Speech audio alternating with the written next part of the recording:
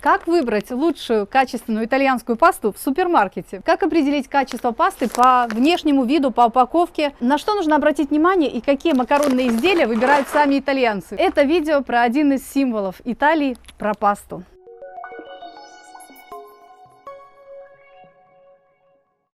Кто изобрел пасту, на самом деле неизвестно. За первенство спорят две страны – Китай и Италия. Говорят, что впервые пасту начали готовить еще в Китае в V веке до нашей эры. Муку смешивали с водой, нарезали на фрагменты, сушили это все на солнце и получались макароны. На территорию современной Италии пасту, вероятнее всего, завезли в VIII веке нашей эры арабы.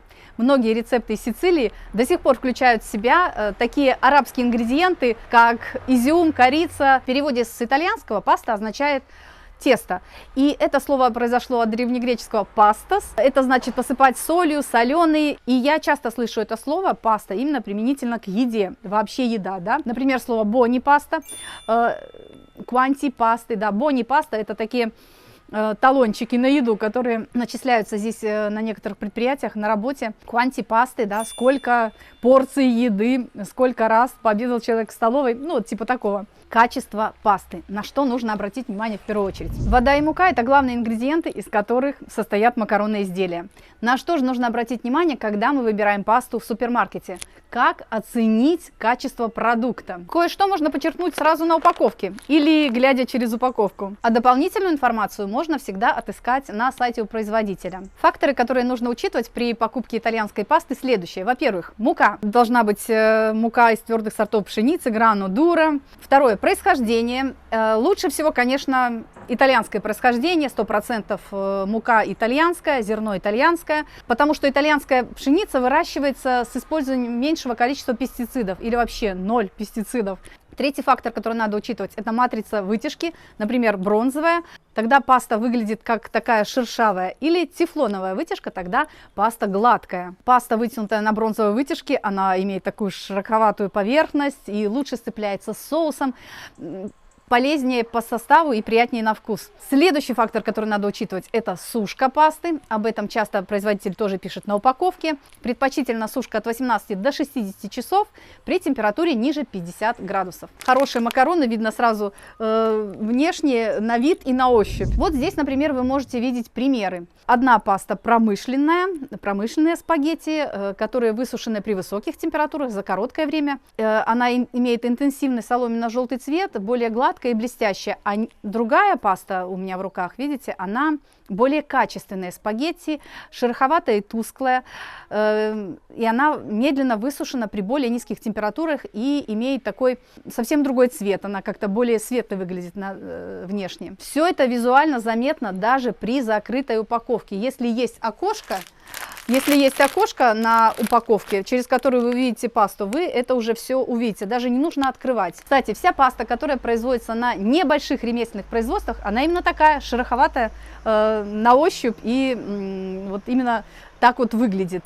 И вероятнее всего она вся сушится как раз таки при низких температурах длительное время. Поговорим про сырье. Предложение итальянской пасты на рынке сегодня очень широкое и цены разные. Можно найти макароны в магазине, которые стоят меньше 1 евро за килограмм, а можно найти пасту, которая стоит 8-9 евро за упаковку. Почему паста может стоить меньше 1 евро за килограмм?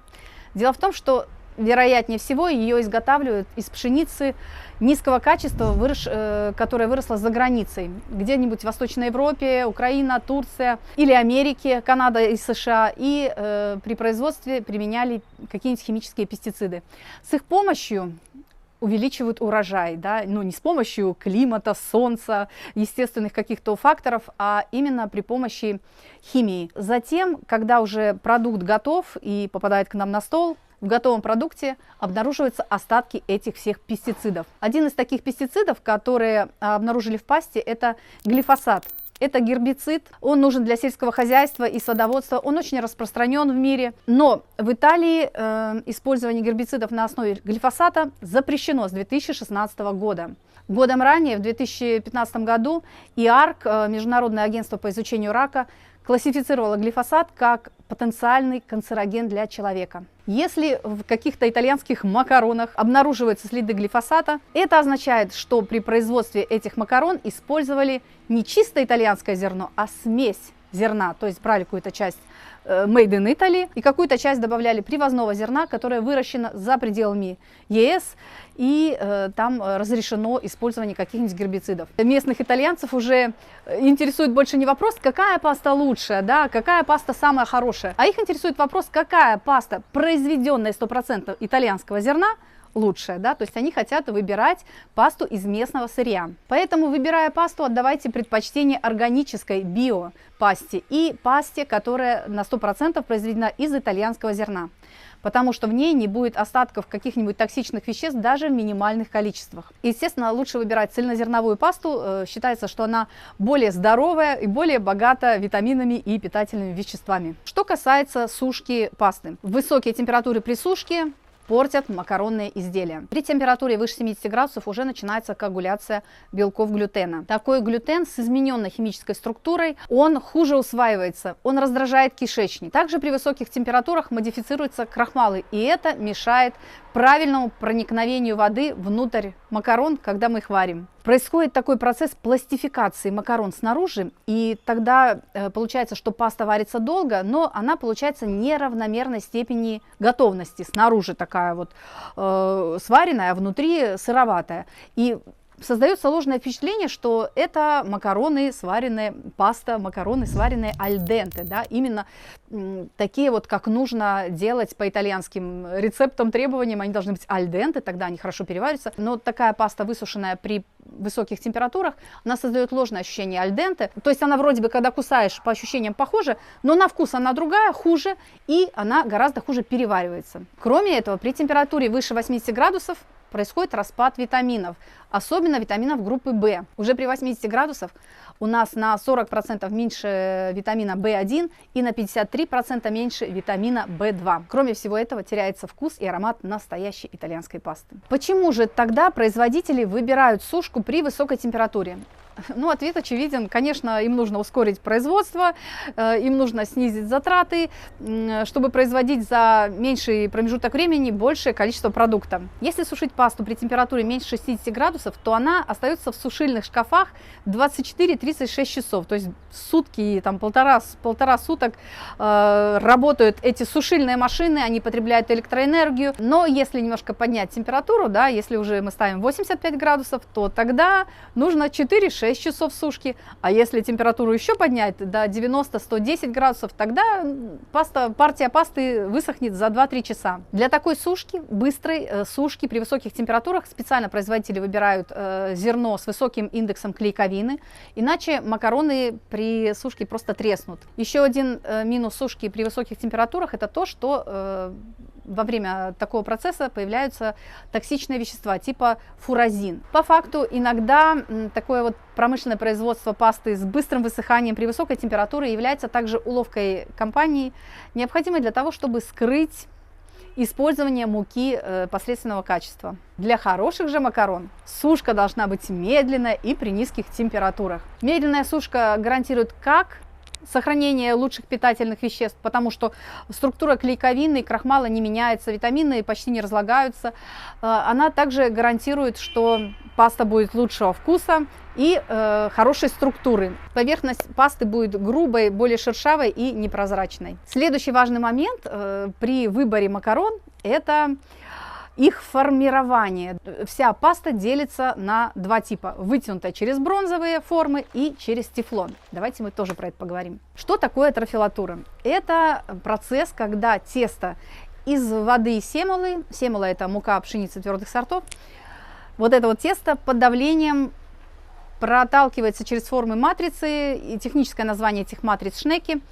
В них есть специальные отверстия определенных контуров, которые задают формат макаронных изделий. И после того, как продавливают эту пасту, набор вращающихся ножиков режет тесто на кусочки заданной длины. И вот эти самые шнеки, вот эти формы матрицы, через которые продавливают тесто, они могут быть сделаны из бронзы или из другого материала с тефлоновым покрытием. То есть, получается, те, которые продавлены через бронзовые, называется бронзовая паста, да? А те, которые через тефлоновое покрытие, называются тефлоновые. Вот здесь, видите, бронзовая паста. Изделия матовые, даже если это цветная паста с добавками. И на ощупь ее поверхность такая немножко пористая и шершавая. И это очень важная характеристика, потому что вот такая поверхность позволяет пасте максимально удерживать на поверхности соусы и заправки. С точки зрения питательных качеств, паста с бронзовой вытяжкой, она требует сырье более высокого качества, чем тефлоновая. И медленная сушка бронзовой пасты при низких температурах требует сырья с более высоким содержанием белка. В связи со всем с этим скорость сушки, более высокое качество сырья, в общем, в связи с этим бронзовая паста чаще оказывается дороже, чем паста тефлоновая. Тефлоновая паста, она более живая и яркая внешне, на ощупь изделия более гладкие, менее пористые, и это большая часть производимых макарон на самом деле. Такая паста меньше удерживает соусы, и считается, что она проигрывает бронзовой пасте по питательным свойствам. Тефлоновую пасту делают как крупные производители, крупные макаронные фабрики, так и маленькие фабрики. Если это небольшое производство, то макароны здесь могут тоже сушить при низких температурах, длительный срок сушки, да, при низкой температуре. Такие макаронные изделия, они будут безвредные, но вот у них не будет все равно таких же точно полезных качеств, как у бронзовой пасты. Какую же пасту лучше выбрать, бронзовую или тефлоновую? Это на самом деле зависит от рецепта, это зависит от ваших предпочтений. Но на самом деле итальянцы считают, что все-таки лучше всегда выбирать пасту трафилата аль бронзо, да, то есть бронзовой вытяжки. В таком случае на упаковке будет написано трафилатура аль бронзо, да, или трафилато аль бронзо, или трафилатура рувида. Вот здесь, например, написано трафилатура рувида. Где же покупать качественную итальянскую пасту? Пасту, вытянутую на бронзовых формах и правильно высушенную, ее можно найти на самом деле в любом итальянском супермаркете. Главное, внимательно читайте упаковки, и все, вы выберете обязательно хорошую пасту. Я уже рассказала, на что нужно обратить внимание. В конце видео мы с вами специально, я прочитаю для вас несколько упаковок, чтобы было понятнее. Если у пасты трафилатура аль бронзо, да, если она высушена при низких температурах, если у нее 100% итальянское зерно, то производитель обязательно упомянет об этом на упаковке. Он обязательно это напишет. Если ничего не написано, да, что зерно 100% итальяно, значит, может быть, уже не 100% итальянское. Если не написано, что трафилатура аль бронзо, значит, вероятнее всего, это паста вытянута через шнеки и с тефлоновым покрытием. Так, давайте с вами почитаем упаковки. На что внимание нужно обращать? Смотрите, видите, вот написано паста di semolo di grano duro, то есть это паста, мука из твердого зерна, грано дуро, то есть твердые сорта пшеницы. Читаем дальше. Крупными буквами больше ничего не написано. Значит, больше продавцу похвастаться нечем. Здесь читаем зити тольятти, катура 8 минут. Варить 8 минут. Так, где барила, там и дом, хорошо. Редуре консуме аква энерджия. Ну вот паста барила, например, да, не вижу, из какого зерна она сделана. Грано дура аква, да, твердое зерно. Паэзи ди культиватура ди грано. Смотрите, написано Италия и другие страны ЕС и не ЕС. То есть барилла делается из итальянского зерна и зерна, выращенного в ЕС и за его пределами. Дивелла, паста дивелла, смотрите, паста ди семоло ди грано дуро, да, твердых сортов. Зерно твердых сортов, варить 6 минут, катура 6 минут. Вот. Тоже больше ничего интересного. Вот такая паста, смотрите, паста Армандо. Армандо, сразу вот большими буквами, трафилато аль бронзо, да, то есть паста, вытянутая через бронзовый шнек. Дальше, экопак, экоупаковка, варить 10-11 минут. Дальше, смотрите, 100% итальяно. Грано ди фильера, 100% итальяно, гарантита да кило кольтива. 100% итальянское зерно, это гарантирует производитель. Смотрите, если есть чем похвастаться, все будет на фасаде крупными буквами, чтобы вы заметили, чтобы вы эту информацию не пропустили. Например, zero пестициды и глифосата. Метода рисуите ди, да, то есть вот эта паста не содержит остатков гербицидов, пестицидов, глифосатов, ничего она не содержит. 0 пестицидов, 0 глифосатов. То есть если есть какая-то ценная информация, мы ее сразу увидим, она будет крупными буквами написана. Еще одна хорошая паста, рума, да, Здесь так, пены регаты 66, но тоже, видите, по упаковке видно, что эта паста тоже сделана на бронзовых шнеках. Видно это уже по цвету пасты, по шершавости, по ее такой, да. Да, поворачиваем упаковку и сразу видим, что 11 минут ее надо варить, которая 11 минут. Фабрика эта работает с 1846 года, и сразу паста Рума Рувида аль бронза, то есть она сделана на бронзовых матрицах. И грация эксклюзива метода алента лаворационе алла кура, в общем, тоже написано, что она долго сушится, да, здесь у них там и сертификаты какие-то есть по этому поводу, то есть паста высокого качества. Высококачественное сырье из твердого зерна тоже вот они пишут. И в результате у вас получится паста sempre al dente, то есть всегда al dente, с приятным сладковатым вкусом, как грану матура, да, зрелое зерно. Ну вот, видите, если есть чем похвастаться, все мы сразу же увидели с вами. Паста ла Молизана, давайте их упаковку почитаем, смотрите.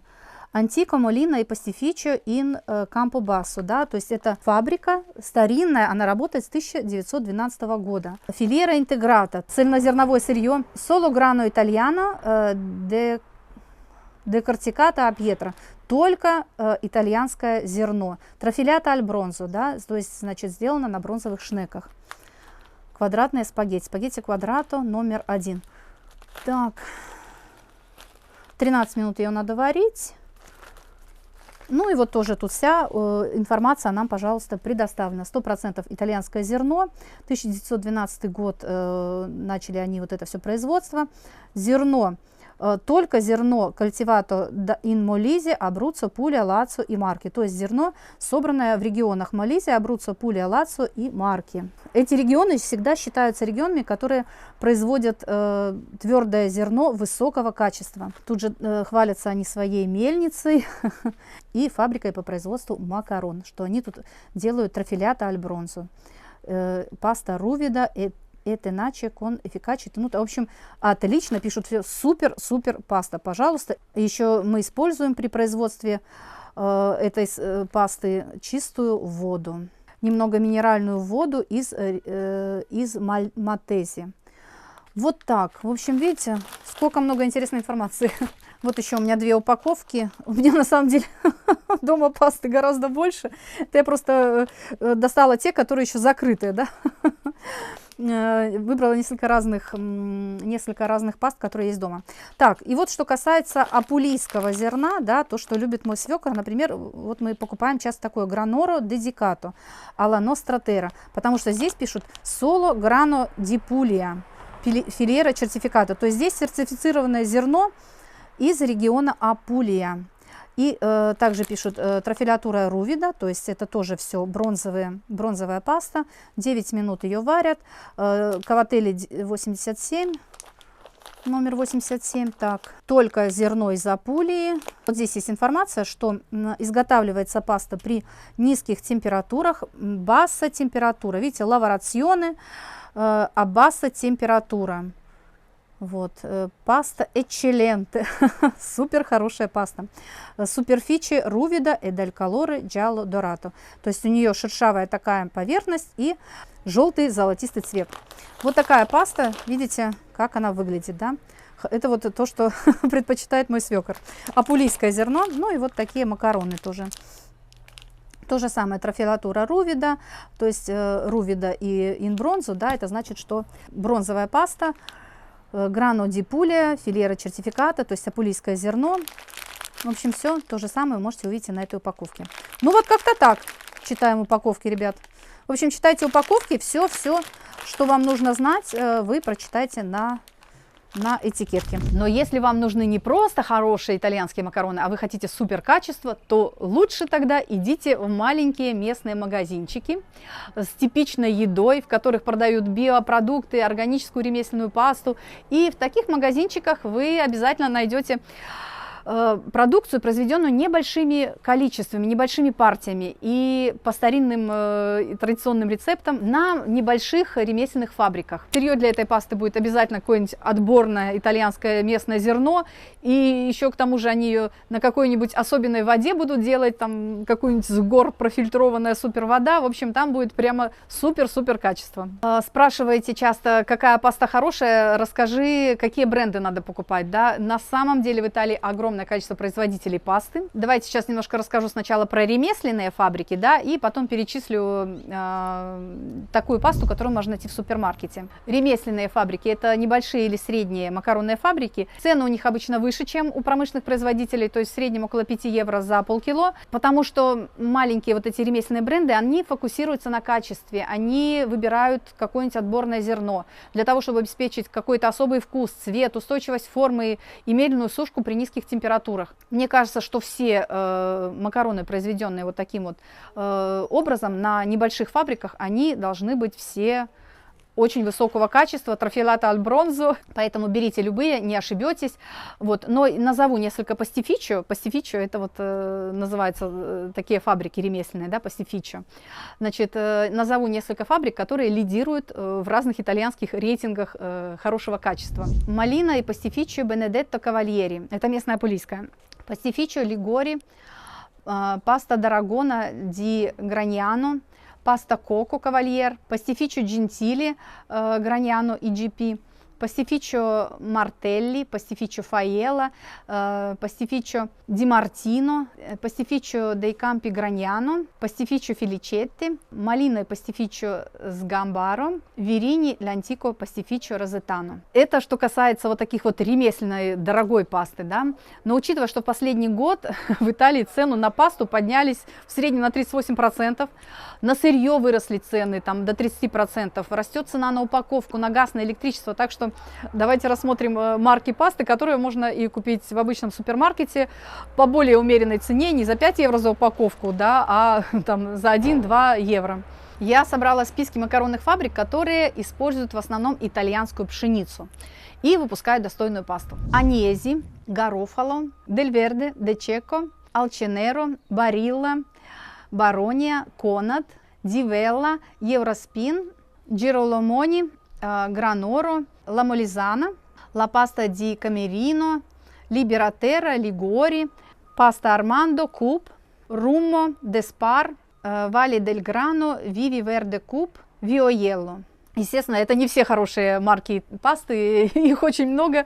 Я перечислила, что вот тоже лидирует в итальянских рейтингах. Но наверняка что-то упустила. Если вам есть что добавить или вы не согласны вот с этим выбором, то пишите свое мнение в комментариях. Есть также домашний тест, при помощи которого можно оценить качество пасты. Нужно насыпать макароны в емкость с водой комнатной температуры и подождать пару часов. Если через пару часов макароны остались плотными и не выделяют в воду много крахмала, то качество этой пасты отменное. Все нормально, можно есть. А еще один надежный показатель – это наличие белка. Его можно прочитать обычно на упаковке. Если в пасте от 12,5 до 15% белка, то эта паста тоже очень хорошая. Если на упаковке нету такой отдельной строчки, что содержание белка в сырье такое-то, да, то можете посмотреть таблицу пищевой ценности, это уже 100% есть на всех упаковках, и посмотреть, сколько белка содержится в этой пасте на 100 грамм макарон. Естественно, обращайте внимание на трафилатура, да, трафилато аль бронзо, например, или трафилатура рувида. Это говорит о том, что паста высунута через бронзу, да, и читайте, написано ли что-нибудь про сушку. Если написано, что паста сушилась при низких температурах, там много часов, то это тоже хорошо. И еще один лайфхак по выбору пасты от моего свекра. Он считает, что лучшая паста – это паста из апулийского зерна. Я рассказывала как-то его одну фразу, мы обедали, приготовили спагетти, и свекор это вот кушает и говорит: «Ma questa pasta è proprio una barilla». То есть, ну, эта паста, она вообще как настоящая барилла какая-то. И мы так с мужем переглядываемся, это, да, это барилла, это, ну, хорошая же паста, что не так-то, что ему не нравится. В чем проблема-то? Ну, барилла, вот у нас в магазине продается, у нас тут плохого не продадут. Муж еще сказал, что, слушай, ну, в Милане она вообще популярна, ее рекламируют все время, это хорошая паста. На что мой свекор ответил, что да, Эту пасту покупают одни только миланези, которые не знают вкус настоящей пасты, как она должна быть, какой у нее должен быть идеальный вкус. Потому что они не живут на земле, они этим не занимаются, они этого не знают. В общем, я спросила у него, какая же должна быть настоящая хорошая итальянская паста, на что мой свекор дал четкий ответ. Она должна быть пульезе, то есть она должна быть из апулийского зерна. Апулия — это наш регион, да, и здесь очень много полей, на которых растет твердое зерно, и считается, что оно очень хорошего качества. То есть иногда на упаковке можно прочитать, вот здесь, например, написано «Граноро дедикато филиера 100% пулия». Вот здесь написано, видите? То есть сырье 100% апулийское. Вот такая паста им больше нравится. Как правильно приготовить пасту? Больше 62% итальянцев пасту готовят ежедневно. Как часто вы пасту готовите? Я вот, например, ее готовлю очень часто, иногда каждый день, иногда через день. И тут, конечно, уместно вспомнить про калории. Калорийность разных видов макаронных изделий примерно одинаковая. Различия между разными сортами макарон, они незначительные, там меньше 5%. Это где-то 360 калорий на 100 грамм. Поэтому осторожно, кто любит пасту. Естественно, если вы добавляете там начинки, соусы, это все еще больше утяжеляет блюдо, поэтому будьте внимательны и осторожны. Как готовят пасту итальянцы? Ставят на огонь большую кастрюлю с водой, обязательно солят, да, и кидают пасту уже в кипящую подсоленную воду. Как только вы забросите пасту в воду, не забудьте перемешать как следует. Во время варки нужно отлить половничек или чашечку воды из кастрюли, нужно отлить ее отдельно и оставить, не выливать. Пасту нужно варить до состояния аль денте, то есть она не должна быть абсолютно разваренная. И готовность я, например, определяю на вкус, можете тоже на вкус определять, но лучше всего засекать время, которое указано на упаковке. Например, вот здесь написано 9 минут, катура 9 минут. То есть нужно желательно прям по таймеру время засечь и варить пасту ровно столько, сколько указано на упаковке. Тогда вы не ошибетесь. Затем воду нужно слить, но, не дай бог, не промывайте пасту. Да? Ее не нужно промывать холодной водой, ни в коем случае. Потому что если вы ее промываете, то вы смываете крахмальный липкий налет. А он очень важен. Он нужен для того, чтобы соус и заправка как следует поженились, как говорят итальянцы, si sposano bene, да. То есть они хорошо впитались, смешались. И если вы смоете этот налет, то макароны будут другие по вкусу. То есть не промывайте пасту. После этого смешайте пасту с соусом на сковородке и добавьте немного воды, в которой варилась паста. Вот я говорила, отлейте черпачок, да. Это нужно для того, чтобы соус был такой более кремообразный, чтобы он хорошо пасту обволакивал. Перемешайте все как следует, дайте минутку этому всему настояться, затем выключаем сковородку и посыпаем тертым пармезаном. Все, паста по-итальянски готова. Приятного аппетита! Рассказывая про итальянскую пасту, нельзя не упомянуть, что в Италии есть город пасты и улица пасты. Город Граньяно находится в Неаполитанском заливе, 30 километров от Амальфи. В Граньяно производится и экспортируется огромное количество пасты из твердых сортов пшеницы и воды из местной аквавиферы. Это когда вода очищается уникальной горной породой. И с октября 2013 года вся паста, которая производится в городе, получила марку IGP, то есть защищенное географическое название. Ее стали подписывать как паста ди Граньяно. Когда вы поедете отдыхать на Амальфитанское побережье, обязательно заезжайте в этот город, погулять по улицам и сходите на экскурсию на фабрику настоящей итальянской пасты. А улица пасты или улица Арикеты, она находится в моем городе Бари, где я живу. Я часто вам видео оттуда снимаю. На одной из улочек старого города есть улица Аркобассо. И на этой улице прямо возле своих домов, возле входов на кухню сидят женщины за специальными столиками.